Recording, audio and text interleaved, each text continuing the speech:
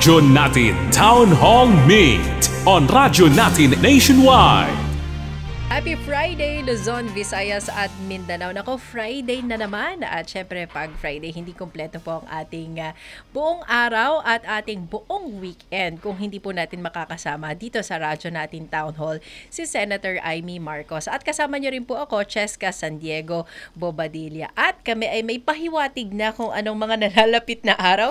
Naka-touch of red na kami. Oo ba? Talaga naman, twinning, nakapula, feeling Valentine's. Ibang Ayan feeling naman. ng araw ng mga puso. Bakit? Ang corny natin, kahit mga tigam na, go! Ayan naman, walang papayag. Kahit ka-Valentine's mo, mga anak at apo na.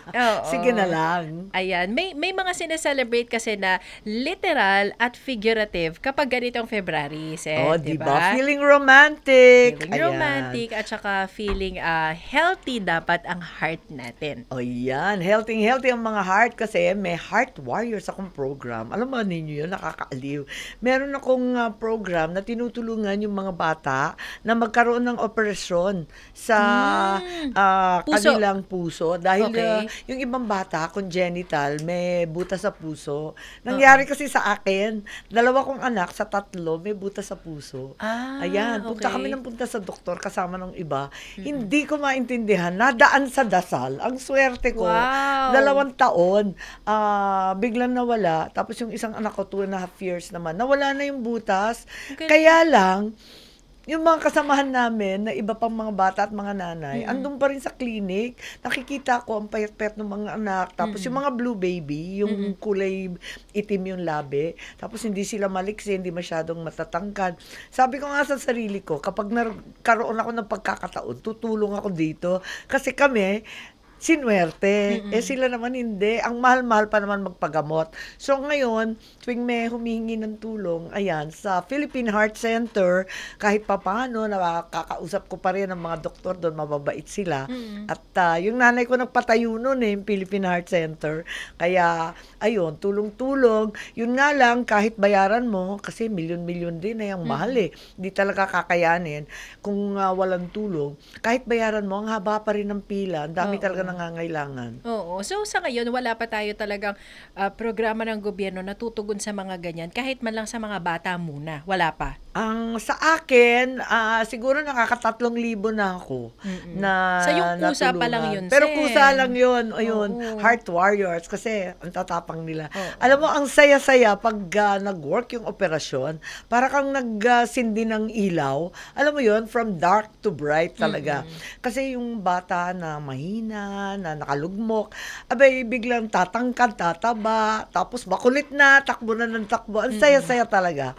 At enjoy talaga ako sa kanila. Second chance in life kasi ang nakuha nila, Sen. Correct. At saka yun, sinasabi ko nga sa kanila, may mission kayo, magpakabait kayo, tumulong kayo sa komunidad, at talagang hindi pa pang sarili ang dapat ninyong trabaho kasi binuhay tayo. Oo. Tama-tama na na-share mo yan sa atin, Senator Amy, kasi ngayon ay, of course, February, alam ko iniisip nyo Valentine's Day, yan yung pinaka-highlight. Hindi, pero magre-reunion kami. Nagre-reunion kami ng mga Heart Warriors. Nakikita ko sila pag lumalaki na. Yun ang masayang parte. Naman. At talaga, yun ang literal na nakakataba ng puso. Maraming nagtatanong sa akin din pag Valentine's, wala raw datum. Ano daw gagawin sa Valentine's kapag walang pangregalo, wala raw pambili. Magkukulong na lang sa bahay. Kaya nga, sabi ko mga dakilang Ilocana, ay nako, maraming para-paraan. Gumawa ka ng playlist ng mga music ninyo, gumawa kayo ng poem, gumawa kayo ng mga voucher na extra massage. Ayan. Gumawa kayo ng mga paboritong mga pagkain, magluto-luto na lang sa bahay kung hindi kakayanin lumabas. Kasi ang mamahal na ngayon ng restaurant. Yung 1,500 naging ordinary na. Ano ba yun? Parang wala nang okasyon yung 1,500. Tama. Ano ba yun? Nakakainis. Kaya kailangan maging dakilang Ilocana kahit hindi na roses, kahit papel na lang. Paper roses. Pero resourcefulness kasi yan, Sen, di ba? Oo. Para-paraan. Para-paraan. Hindi mo kailangan gumastos. Minsan nga sa social media, sabi pa nila, masaya na naman yung mga dyan, February, yung mga OA. Sabi Anong nila. OA? Kasi daw kailangan may pabulaklak, kailangan Correct, may may pa-date. chocolate. May Oh, chocolates, ganyan. may pa-date, may pa-dinner. Oo. Hindi naman ho kailangan. Pero No syempre, need. masarap lang sa feeling. Oo. Kung kaya, Oo. pero kung hindi, Huwag ipilit. maging madiskarte. Ayan, maging Kaya natin madiskarte. yan. Ayan. Mag-invento ka ng sariling na Valentine. Ayan. Kaya kami ang maaga ninyong ka-Valentines dito sa radyo natin, nationwide, sa ating radyo natin Town Hall. Bubusugin namin ang inyong mga damdamin at mga puso sa magagandang bagay naman o mga good news. Kasi may mga tanong yung ating mga panelist ngayong araw na ito, Sen.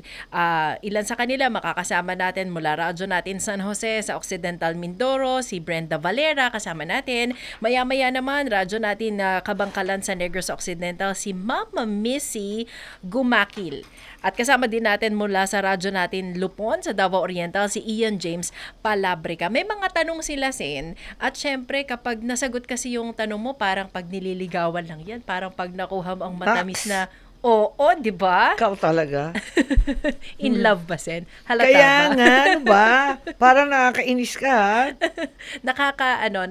Naghahawa ng inspiration yan sa ating mga listeners and viewers. Siguro, Sen, bigyan na natin ng pagkakataon na hindi lang bumati, kundi magtanong yung ating mga representative ngayon. Hello.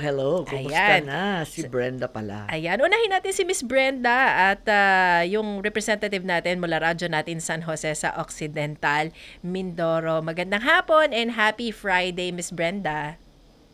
Good afternoon po, Ate Cheska. Good afternoon, Sen. Sen, diretso na ako sa tanong ko, Sen. Naglabas po ang inyong tanggapan ng isang press release na naghihikayat po sa ating Philippine government na protektahan po ang ating 200,000 Pinoy undocumented sa US. Sen, ang question ko po, handa na ba ang ating bansa para halimbawa po na mapauwi sila or umuwi po sila? Paano po natin tutugunan yung mga pangangailangan po nila? For example, yung pagkain, yung kabuhayan po nila, 'di ba? Yung bahay nila, ganyan. Tama. Ano po sa tingin niyo? Oo, talaga naman. Talagang abalang-abala kami kasi napakadami ng mga Ilocano na nagtatatawag. Kasi nanganganib nga dito sa papeles nila at yung pahiwatig ng bagong administrasyon ni Donald Trump na talagang mga illegal palalayasin. Ako, nakakatakot. Papauwiin daw, madedeport. Pangit kasi yun. At saka lumalaganap yung kanilang mga numero. Dati 200,000, ngayon may nagsasabi may 300, 400.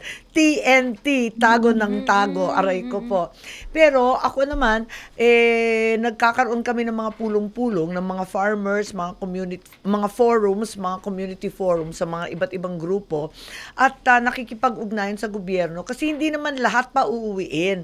Nakita natin, halimbawa yung mga nurses natin, hindi sila mapapauwi sa palagay ko dahil kailangan yung mga ospital sa Amerika hindi aandar sa Carolina, sa New York, sa Chicago, maraming ospital dyan, hindi talaga makakapagtuloy ng kanilang serbisyo kapag wala yung mga Pinay. Correct. Ang daming nurse natin, ang daming doktor, medtech. So sila, yung mga priority workers, meron rin tayo mga IT workers na palagay ko, essential workers din, bibigyan daw ng prioridad. So wag muna tayo magpanik, alamin muna natin ang sitwasyon ng bawat isa. Meron din tayo mga teachers, ayan, yung mga nakakatuwa nga, kasi mga Pilipina ang nagtuturo ng English sa elementary sa Amerika. Pero alamin natin ang mga patakaran, tulungan natin sa Amerika, yun nga, nakikipag-ugnayan kami sa mga pro bono, yung mga libreng immigration lawyer para isaayos yung kanilang papeles. Sabi nga naman ni Ambassador, magpakasal na kayo. Ayan ang sabi ko, hindi naman pwede hatakin sino lang sa daan at ipakasal Kasi na kagad. pinakamabilis yun, Para Sen, di ba? pinakamabilis, magpakasal ka na sa madaling araw. Sabi ko, hindi naman po pwede yon. Pero kung meron kang kalibin o may partner, pwede ba magpakasal na kayo at hirap na kami. Talagang nakaka-nervyos, napakarami nila, hundreds of thousands.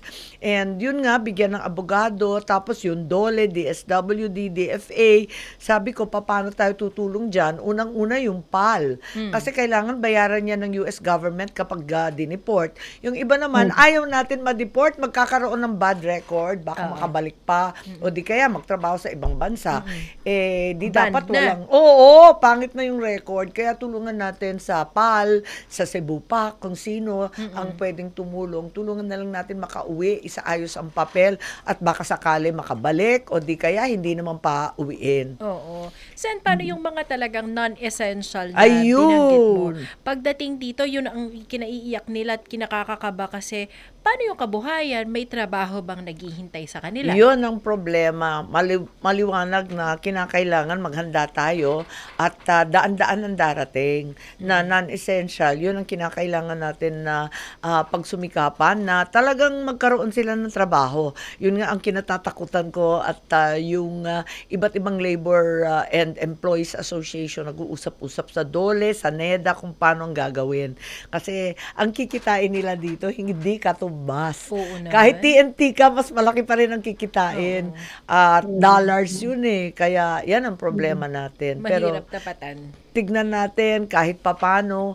At maliban pa sa mga nandun, may mga 4 o 5 na kamag-anak yan ang umaasa sa kanila. Totoo. Nanggaling sa kanila yung tuition, yung kanilang iba't ibang mga insurance, ayan ang problema. Kaya kailangan paghandaan talaga ng lubos-lubos. Oo. Kaya mahalaga yung itinanong sa atin ni Miss Brenda mula sa radyo natin San Thank you, Jose. Brenda. At sana makapunta tayo sa Inasakan Beach. Alam mo ba yun? Sa kanila yun eh. Sa kina Brenda, di ba, sa San Jose, Malaboracay. Yes, Sen. Wow, yun pala ang Balik pinagmamalaki. na po kayo dito sa Mindoro, Sen. Yes, ang ganda-ganda. Kaya, Chat tayo kay Brenda pag oo, papunta na tayo dyan. White Sand, bongga. Ayan. Dako naman tayo sa Kabangkalan, sa Negros Occidental. Siyempre, hindi rin magpapahuli ang mga beach nila dito, Sen. Napakarami din na mga tourist destinations dyan. At kasama natin mula sa radyo natin Kabangkalan para sa kanyang pangungumusta at pagtatanong kasama natin si Mama Missy. Si Mama Missy Gumakil. Good afternoon. Good afternoon, Sen Ivy. Good afternoon po. Hello, Miss Cheska. Magandang araw sa inyo. Senator Ivy, I Yes. just Magandang I just hapon. wanted Kumusta to na kayo know- dyan?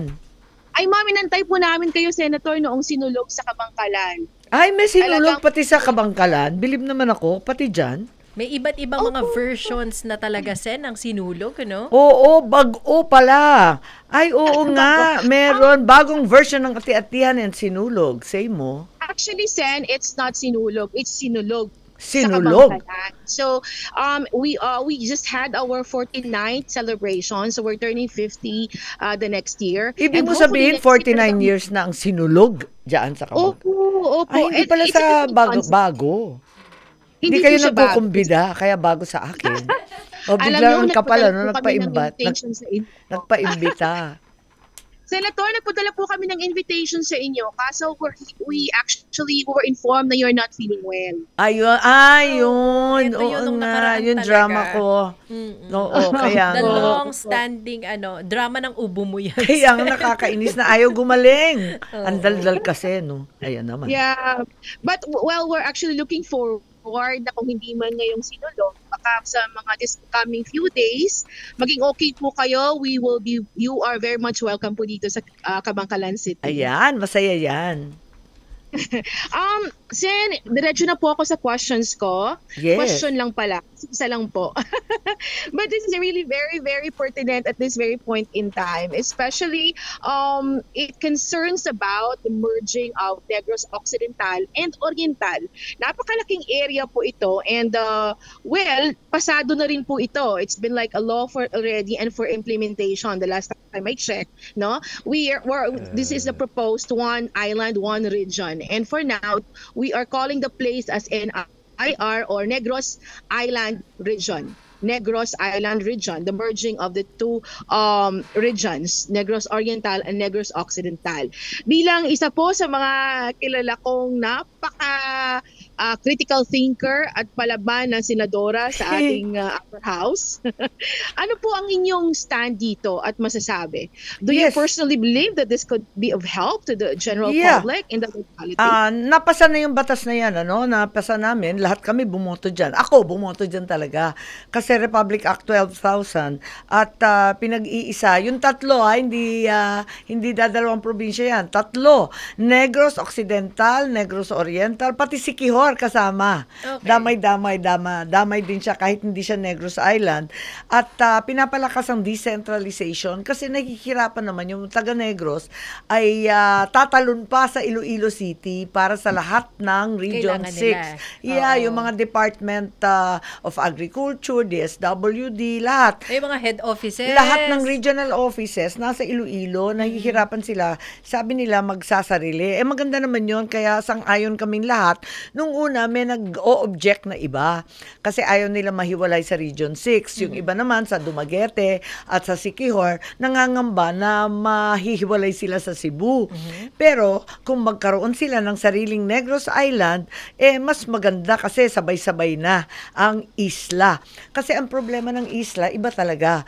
Laging mas mahal ang transportation. Totoo yan, Sen. Diba? Oo. Mas bloody kasi talagang ibabarko mo, itatawid mo. Pagkatapos noon, yung mga communication, ayan, sa radyo tayo, no? Parating mahirap ang komunikasyon kapag isla. Iba talaga kinakailangan. Pati kuryente yata. Kuryente, tubig. Naku, Lahat, pinaligiran ng tubig, pero walang tubig na mainom. Para mas mabilis, mas maayos, mas malapit ang serbisyo mula sa gobyerno, talagang hindi natatawid ng dagat at mapoprocess yung mga papeles. Kaya hinati-hati na ngayon. So, yung iba nasa Dumaguete, yung iba nasa Bacolod, yung ibang DSWD yata, tsaka ay nasa Bacolod, DA nasa Dumaguete, at meron na ngayon Negros Island Development Council para ma-develop yung ekonomiya niya kasi kakaiba nga siya. Ngayon, ang problema, nung pinasa yung GAA, ang budget. Ayan na. May council na, may mga iba't ibang offices na itatakda. Ang problema, tinitignan ko yung 2025 budget, bakit walang pera dito yung Negros Island region? Sabi ko, hindi pwede to. Sabi nila, kukunin daw lahat ng para sa Negros Oriental, kukunin sa Region 7 at sa Siquijor. Okay. Tapos kukunin daw yung budget ng Negros Occidental, tatanggalin sa Region 6. Napakagulo nun sabi ko nga, hindi ba dapat pwedeng dagdagan ng konti?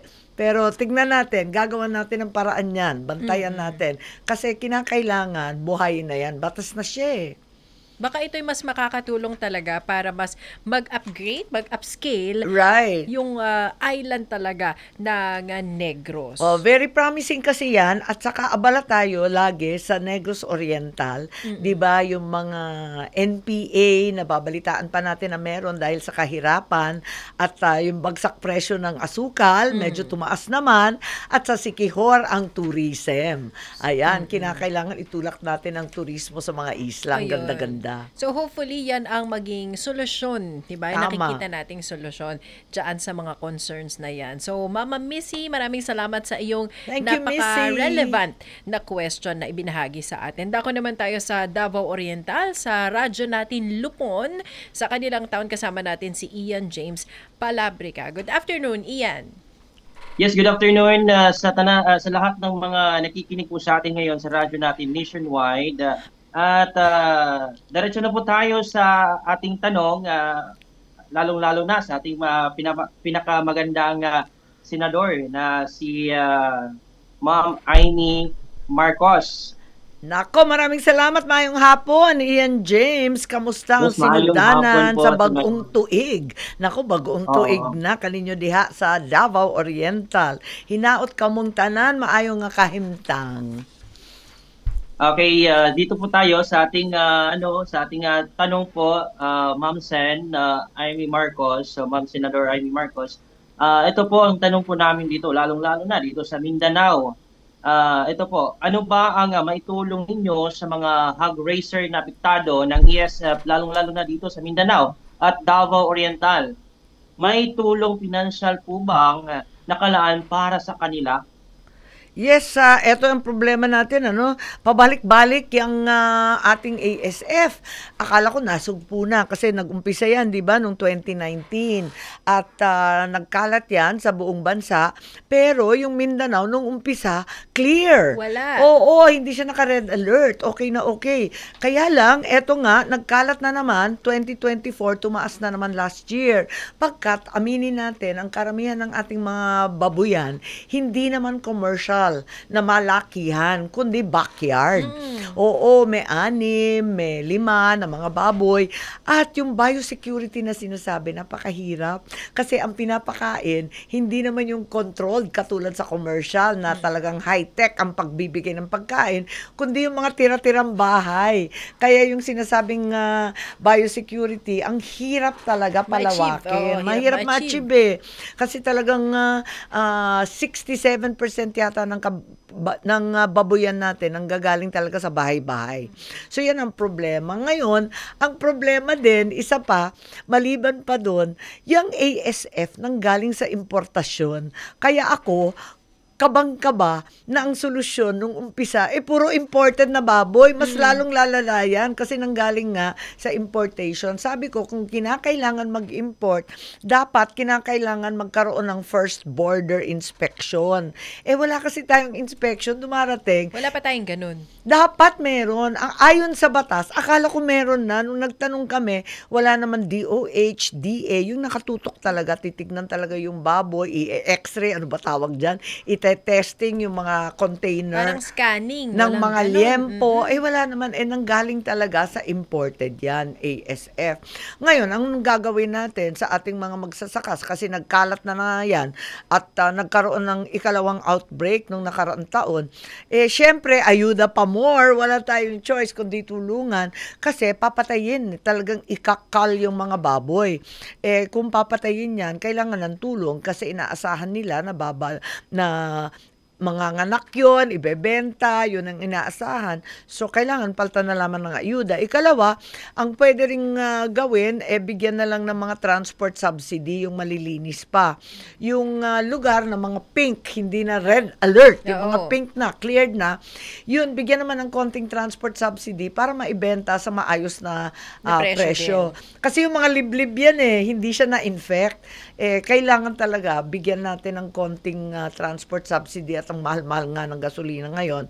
Higit sa lahat, subukan natin ikalat itong bagong ASF vaccine. Yan. Kasi pumasok na yung ASF vaccine na sinasabi 50% o mahigit na ang bisa. Medyo effective na sa Vietnam at sa US. So, ang sinasabi, magkakaroon daw ng increase, dadagdagan daw natin ng ASF na vaccine. Ikakalat na yan. Nag-umpisa kasi parang experimental lang dito sa Pinas. So, ilang lugar lang sa Quezon, sa Rizal, Laguna, ganyan. At hindi pa umaabot sa Davao. So, hopefully this year ay abutin ang iba't ibang backyard hanggang sa Davao Oriental. Mas maganda nga dyan sa Mindanao kasi mas malinis, walang masyadong impeksyon. Kaya plano natin, bakunahan na sa lalong madaling panahon. In the meantime, biosecurity, ingat sa mga backyard farmers, at ang ating mga governor, mga mayor, yung ating checkpoint. Nakakapikon na may checkpoint na mahigpit, pero kinakailangan gawin kung kailangan na at red alert.